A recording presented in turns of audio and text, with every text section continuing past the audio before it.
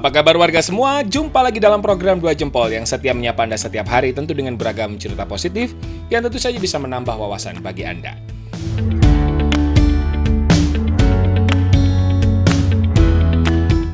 Di edisi kali ini jarang-jarang kita bahas nih warga soal fotografi. Ya, fotografi yang tak biasa. Meski banyak sebetulnya yang sudah melakukan, namun jika itu dibuat dengan konsep, detail, dan tujuan bagus, jarang yang membuat. Kenalkan warga, ada Ki Joko Tumut, atau nama aslinya sih Mas Nanang Effendi, seorang fotografer miniatur figur yang hasil fotonya sangatlah luar biasa.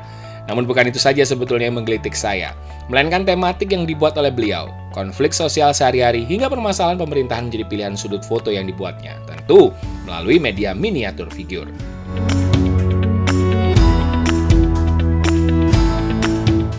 Meski terhitung baru menekuni dunia fotografi, namun tekad kuatnya membuat karya yang menginspirasi, membuatnya terus belajar menemukan jepretan bercerita yang kesemuanya memiliki proses dan moodi yang berbeda-beda.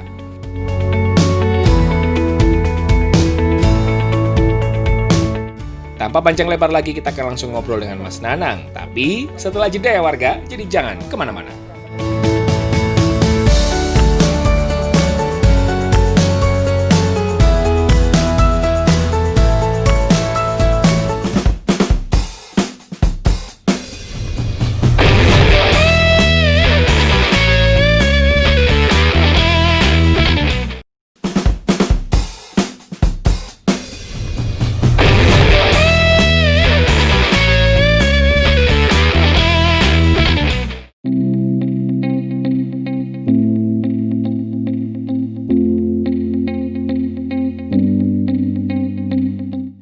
Nah warga, fotografi bukan lagi sebuah hobi mahal, itu sudut pandang saya sih. Kenapa? Karena ponsel zaman sekarang ini pun memiliki jepretan yang tak kalah dengan kamera profesional. Namun justru yang sulit adalah cara mengambil sudut hingga tema yang dibuat.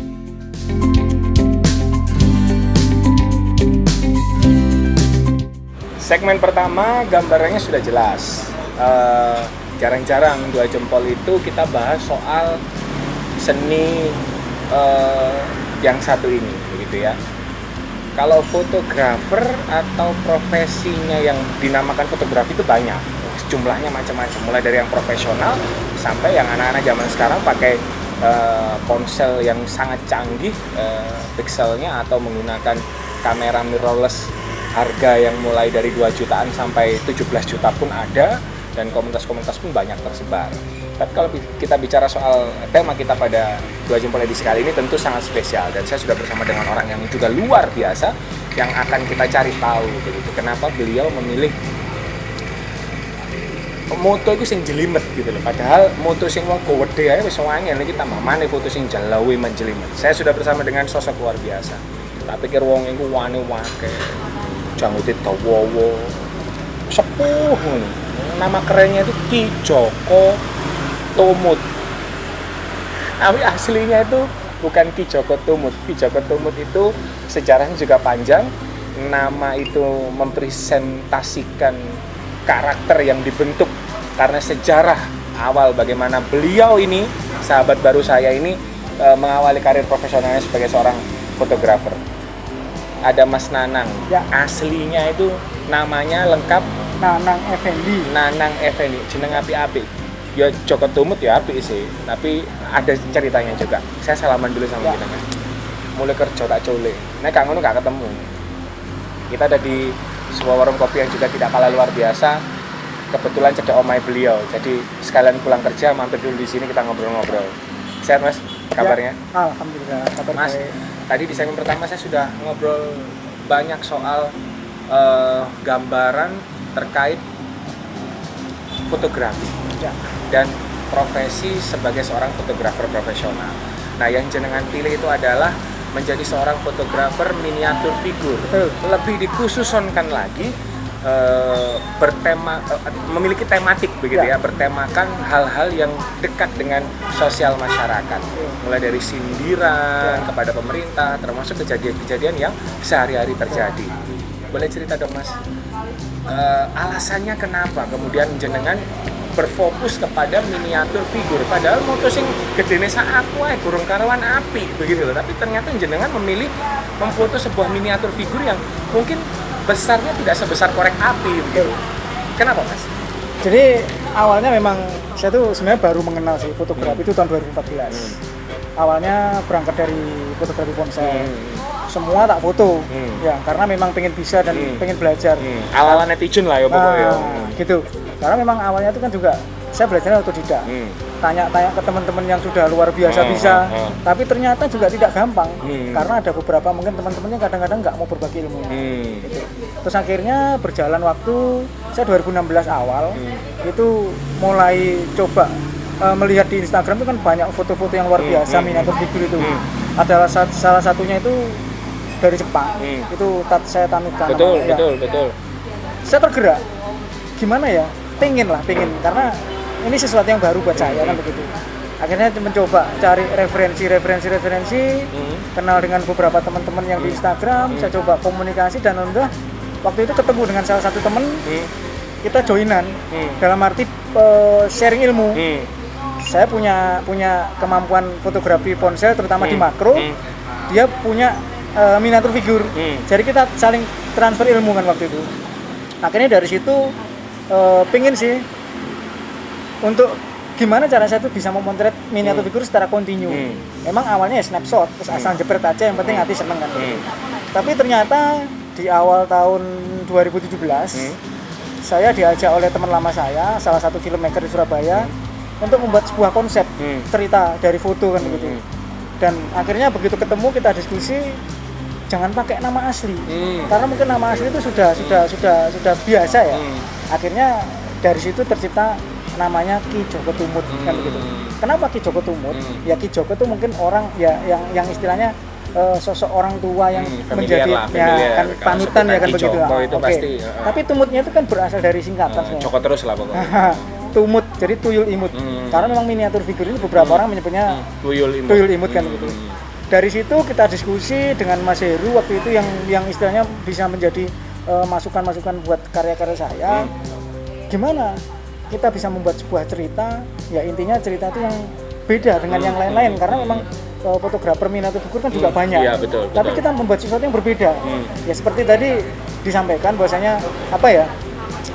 Kita bisa membuat sebuah cerita, dan cerita itu tentang kehidupan mungkin masyarakat sehari-hari, tentang kritik sosial dan lain-lain kan seperti itu, melalui sebuah miniatur figur. Sulit nggak Mas? Karena kan gini, pemahaman saya, karena saya juga bekerja di sebuah stasiun televisi yang setiap hari berkarya seni tidak jauh dari audio dan visual begitu ya warga ya. Kita sudah memikirkan audionya, tapi lebih penting lagi visualnya. Bagaimana itu eye catching, bagaimana itu tidak out of focus, tidak nge-flare dan segala macam. Saya yakin teknik pengambilan gambar menggunakan kamera video sama kurang lebih dengan pengambilan gambar menggunakan kamera maksudnya kamera yang foto begitu ya. Nah, sulit nggak Mas? Karena wong saya moto pakai handphone aja kadang-kadang masih ngeblur. Bener gambarnya tidak bergerak, tapi sekecil itu otomatis kan bukan hanya mata teknik saja yang dikuasai, tapi juga bagaimana kejelian imajinasi, mengambil sudut angle dan segala macam. Kayak apa Mas, sulit nggak? Awalnya sih memang sulit ya, karena ya itu tadi, karena kita harus memikirkan konsepnya. Contoh misalkan kalau seorang fotografer landscape misalkan, dia itu kan sudah disediakan oleh alam, tinggal jepret aja, wih apik kan begitu ya. Terus fotografer model, yang penting modelnya wayu, fotografer beletek ini. Itu apalagi dia namanya bupati, buka paha tinggi ya, pasti yang suka itu banyak. Tetapi sama desa namanya. Ya lumayan lah. Ya gitulah. Wis namanya manusia, namanya fotografer ya. Jadi awalnya memang sulit. Cuman saya tuh sering melihat, sering mengamati, sering membaca. Oh ini loh, di luar ini ada kejadian seperti ini. Oh ini loh, di luar itu ada kejadian seperti ini. Itu coba saya presentasikan menjadi sebuah karya foto kan gitu loh. Misalkan saya mengangkat tentang kemiskinan yang ada di Indonesia. Mungkin ada bulan-bulan tertentu itu kayak tadi mungkin bisa dilihat di beberapa karya tematik juga betul. Itu misalkan bulan Oktober itu kan ada Breast Cancer Day. Jadi saya membuat foto-foto yang seperti itu. Makanya ya itu tadi bisa karena terbiasa. Yang menarik adalah saya menangkap bahwa jenengan akhirnya bukan hanya berusaha menciptakan sebuah set ya, yang itu akhirnya mempresentasikan, tapi juga berpikir ini konsepnya seperti apa, termasuk sindiran juga untuk masyarakat, sindiran untuk pemerintah, termasuk bagaimana saat kemarin akan pilpres, gitu ya, tolak money politik dan lain sebagainya. Nah, yang mahal itu justru kan idenya sebetulnya. Kalau tekniknya mungkin semua fotografer bisa melakukan. Bahkan mungkin teknik itu saya masih amburadul kan gitu, masih perlu banyak belajar dengan yang lain-lain gitu. Cuman ya karena mungkin dari beberapa sudut pandang orang yang mengerti dan paham, ya itu tadi yang mahal memang ide dan ide itu yang mahal kan begitu. Kalau untuk masalah teknis sih mungkin semua orang bisa mempelajari baik. Tapi kalau untuk masalah ide dan tema itu kadang-kadang ya itu yang agak susah di sini. Sejauh ini apakah jenengan kemudian untuk mendapatkan sebuah ide atau tema itu pure jalan sendiri, atau ada tim yang kasih masukan? Kan kita nggak ngerti, siapa tahu pas jenengan nongkrong misalnya di mana atau pas di kantor begitu, kemudian melihat ada sebuah hal di sekitar kita yang ini kayaknya bisa nih pakai miniatur figur. Apakah langsung nemu seperti kemudian diaplikasikan atau seperti apa? Memang awal-awalnya dulu, awal waktu tercipta sosok Ki Joko Tumut, itu saya ada tim. Karena tim itu yang biasanya bikin video. Terus mungkin kami berdiskusi juga kira-kira apa ya temanya kan begitu.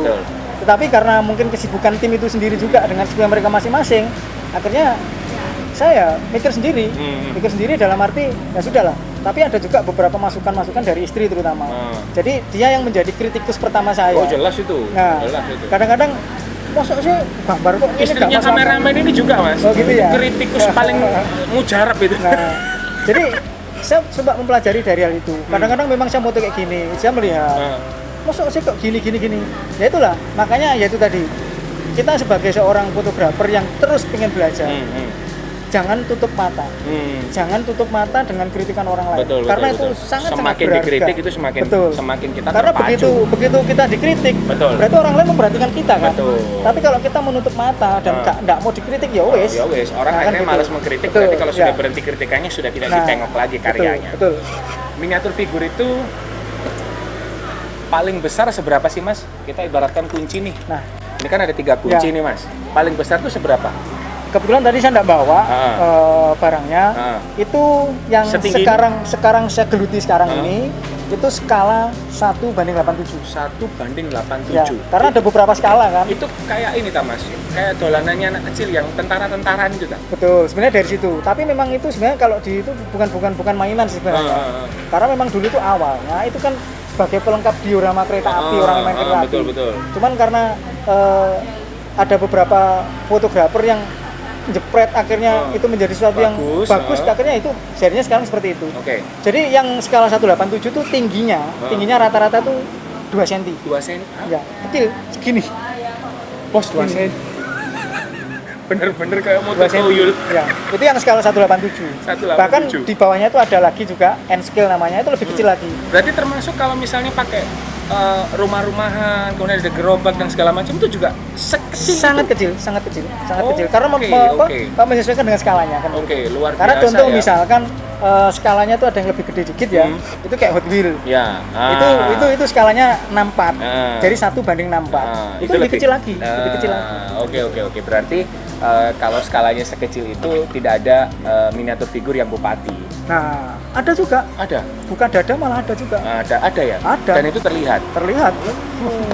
Jadi yang versi triple X pun juga ada. Cuman kan ya kita kan juga beliau ini buat tapi tidak untuk dikonsumsi orang banyak. Ya Mas ya. Betul. Iya dibetul. Tapi kan enggak mas. Oke, menarik. Kita masih punya satu segmen lagi. Yang jelas saya kenal banyak fotografer yang profesional, sudah tidak terhitung jumlah karya mereka, baik itu yang memiliki storytelling atau yang hanya sekedar memfoto landscape yang itu juga memiliki cerita tersendiri, karena memang ada maksud pasti dari setiap framing masing-masing fotografer. Tapi apa yang dilakukan Ki Joko Tumut ini atau Mas Nanang ini lebih dari sebuah hanya sekedar framing, tapi cerita. Ada pengalaman apa yang menarik soal karyanya? Setelah jeda kami akan kembali. Masih ada satu segmen lagi, jadi jangan kemana-mana.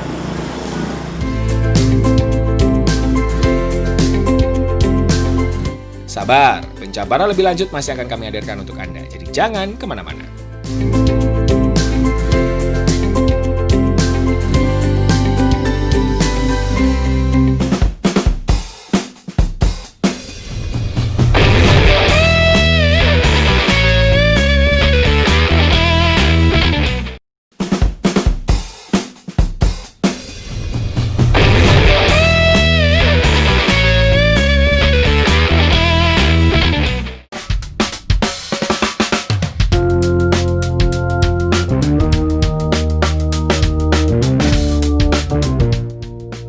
Lalu, seberapa rumit warga dan bagaimana membuat karya bagus ala Mas Nanang? Dan kira-kira sampai harga berapa ya jika hasil jepretannya dijual?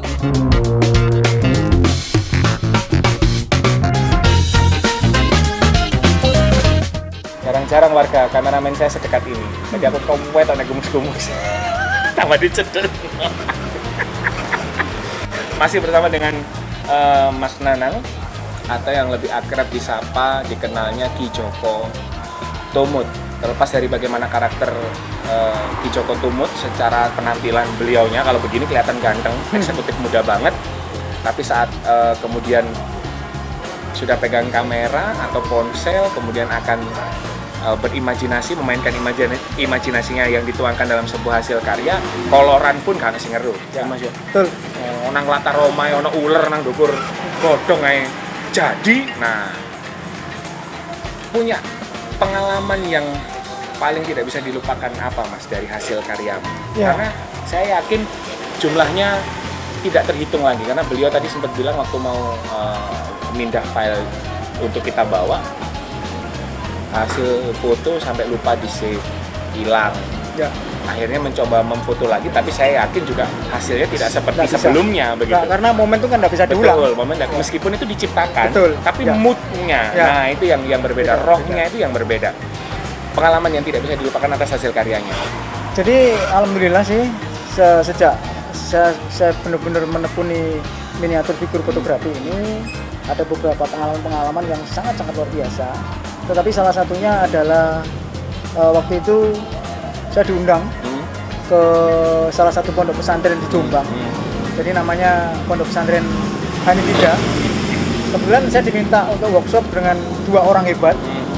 Itu di sana itu sambutannya sangat luar biasa. Karena dari beberapa workshop yang sudah pernah saya diundang, itu pesertanya ratusan. Ya mungkin kurang lebih ada 300 orang mungkin ya. Dan itu sangat luar biasa bagi saya, mulai dari istilahnya mengenal dunia miniatur figur dari mulai awal tahun 2016 sampai 2019 itu yang sangat tidak saya bisa lupakan. Dari situ apakah semakin menguatkan jenengan bahwa gini, yang saya tangkap adalah sederhana kok warga. Jadi Anda punya hobi. Hobi itu bisa hanya untuk kepuasan pribadi. Betul. Tapi juga bisa menghasilkan sesuatu bagi Anda. Seperti yang dilakukan beliau, Mas Nanang, itu sebenarnya bisa menghasilkan. Betul ya Mas ya? Betul. Tapi mungkin ada pilihan lain dari Mas Nanang bahwa sebetulnya tidak perlu menghasilkan lah. Aku berbagi ilmu saja sudah lebih dari cukup, karena amalnya membagikan ilmu itu yang justru nilainya tidak terhingga. Apakah itu juga yang menjadi framing bahwa oke, dilihat banyak anak-anak peserta workshop, orang-orang yang luar biasa, ada diundang di acara yang luar biasa juga, semakin menguatkan bahwa oke, profesi ini bisa menjadi sebuah karya yang berbeda begitu. Ya, jadi memang ya awalnya kan karena coba-coba sih. Tetapi ya karena itu tadi hobi, insya Allah bisa menjadi rezeki yang barokah kan begitu. Karena ada salah satu ibu teman saya itu waktu itu bilang, hobi mulai iso kenek mbok gawe golek duit kan begitu. Tetapi yang nyarinya yang barokah kan begitu. Yeah. Dan alhamdulillah sih selama ini ada apresiasi. Tapi yang paling penting dalam diri saya itu kan begini. Kembali lagi ke proses belajar tadi. Yeah. Saya belajar otodidak. Saya sering kali bertanya dengan teman-teman mungkin profesional yang sudah top lah istilahnya.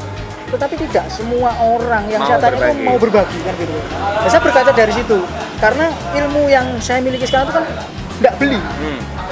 Apa salahnya kita bagikan menjadi ilmu yang bermanfaat barokah dan nanti itu bisa menjadi manfaat juga buat orang lain kan begitu. Betul. Itu yang mungkin jarang orang bisa seperti itu. Ikhlas lah judulnya. Karena ya itu tadi.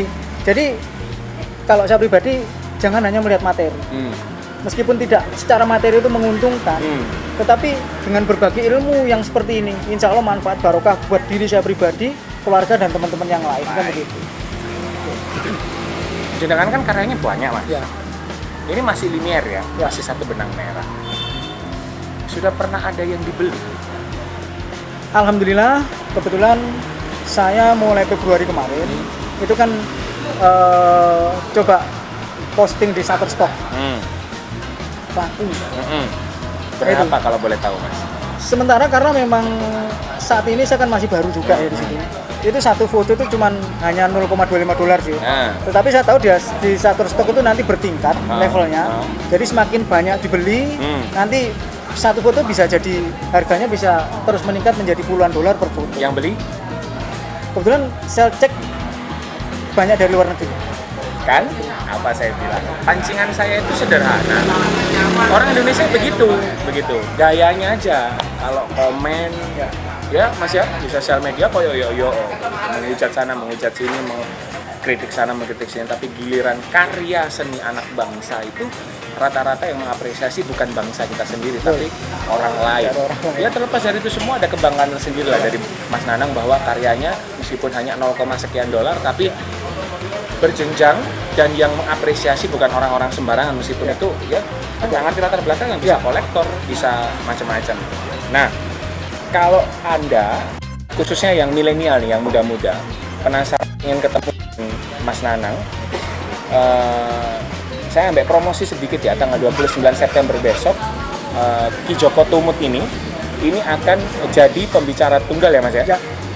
Bersama dengan teman-teman komunitas Katalis, komunitas foto dan menulis. Komunitas foto dan menulis itu pun juga mereka storytelling. Nah, edisi besok kita akan ngobrol dengan teman-teman Katalis supaya lebih jelas ya. Tanggal 29 September nanti ada di tempatnya Cak Zur yang punya Mbak Cokro di Studio Aminoto. Akan ada kayak semacam workshop ya Mas ya, workshop bagaimana ngobrol, konsep dan jepret bareng tapi tetap miniatur figur. Seperti apa susahnya dan jelimetnya nanti Anda semua bisa ketemu dengan beliau langsung, ngobrol-ngobrol langsung dengan Mas Nanang. Pesan untuk semuanya lah yang ini kita bicara soal karya otentik, kemudian dengan karena kan jenengan ini karya otentik, saya yakin karya otentik tidak mengekor, yang sama banyak yang melakukan tapi dengan konsep yang detailnya itu berbeda dengan yang lain. Seperti apa jenengan melihat bagaimana masyarakat kita mengapresiasi sebuah karya seni, pesannya seperti apa? Jadi yang penting terutama buat teman-teman yang suka foto, hargai karya kita sendiri. Sejelek apapun itu kemampuan kita. Tetapi dengan semakin kita terus berlatih, kita melihat karya orang lain, melihat bukan dalam arti kita harus menjiplak ya. Tapi kita bisa melihat begini. Itu nanti insya Allah kemampuan kita akan semakin terasa. Itu aja. Istiqomah ya judulnya. Betul. Karena ya itu namanya seorang fotografer ataupun profesi apapun juga kalau tidak setiap hari berlatih, tidak setiap hari berkarya, nggak akan ada apa-apanya. Betul. Kan itu. Luar biasa. Tak pikir pesennya mau kayak wejangane aki-aki, tapi ternyata enggak. Bukan aki. Aki kan ditaruh di motor. Iya bener. Iya bener loh, itu bener. Pancinganku itu dari tadi sederhana, tapi memang beliau itu aslinya bocor. Cuman karena faktor pakaian. Coba karakternya tadi Ki Joko Tumut, goyonannya dia lebih ngakak-ngakak pasti. Karena bajunya rodok sungkan ya. Tapi yang jelas saya luar biasa bisa bertemu dengan beliau. Yang jelas Mas Nanang ini adalah satu dari sekian banyak orang-orang luar biasa yang mencoba mendedikasikan sebuah arti seni menjadi sebuah cerita yang bisa mempresentasikan sebuah keadaan yang itu everlasting. Selama karya itu disimpan, bisa untuk dikenang oleh siapapun, bukan hanya oleh Mas Nanang. Salaman dulu kita. Ya, terima kasih. Luar biasa, jos temen ya. Ya jelas, apresiasilah karya siapapun, apalagi karya dirimu sendiri. Persis seperti apa yang disampaikan oleh Mas Nanang. Karena kalau bukan kita lagi yang mengapresiasi, siapa lagi, begitu ya. Saya mewakili semuanya yang sudah mensupport kita. Wow, termasuk warung kopi ini, tapi tidak saya sebutkan, tapi memang tempatnya luar biasa, keren. Terima kasih sekali lagi Mas Nanang. Salam untuk teman-teman yang lain. Kita berdua pamit. Salamnya begini Mas. Oh gini, ya, 2 jempol. Pamit. Salam 2 jempol. Ya.